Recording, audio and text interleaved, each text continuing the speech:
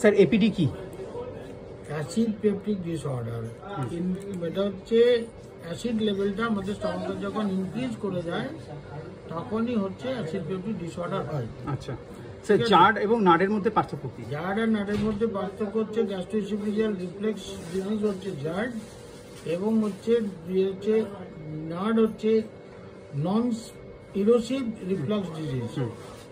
এইটার তফাৎটা হচ্ছে একটা হচ্ছে শুধু অ্যাসিডিটি হচ্ছে, একটা হচ্ছে ইরোশন হচ্ছে, অ্যাসিড হচ্ছে তার জন্য রিফ্লাক্স হচ্ছে, আর নার্ড হচ্ছে ইরোশন হয়ে আছে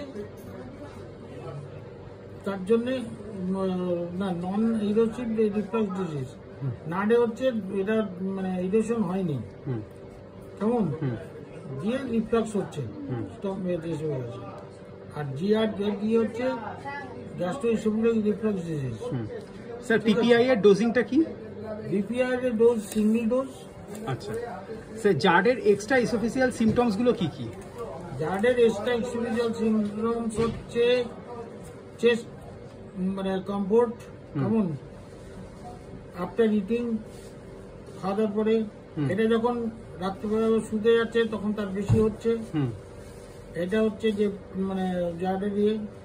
আর ডিসপেপসিয়া, যেটা ডিসপেপসিয়ার হচ্ছে বার্নিং হচ্ছে, বেলচিং হচ্ছে, নসিয়া হচ্ছে, রিগর্জিটেশন হচ্ছে, কেমন এদের মানে কমন যেগুলো হচ্ছে তার মধ্যে হচ্ছে টেস্ট হচ্ছে বিটার টেস্ট হবে আর ডিসকমফোর্ট হবে। আচ্ছা, হ্যাঁ।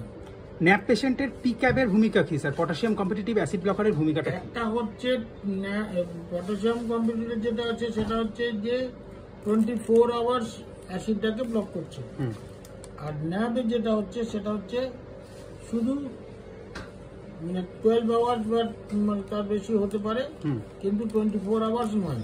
আচ্ছা, আর স্যার লাস্ট যেটা বলছি সেটা হচ্ছে এপিডিতে পিপিআই এর সিঙ্গেল ডোজ কি যথেষ্ট? না, সিঙ্গেল ডোজ যথেষ্ট হয় না অনেক সময়, তখন তো আবার ডবল ডোজ দিতে হয়, বা যখন সিঙ্গেল ডোজ দেওয়া হয় সেটাকেই আর কি ডবল করে দেওয়া হয়।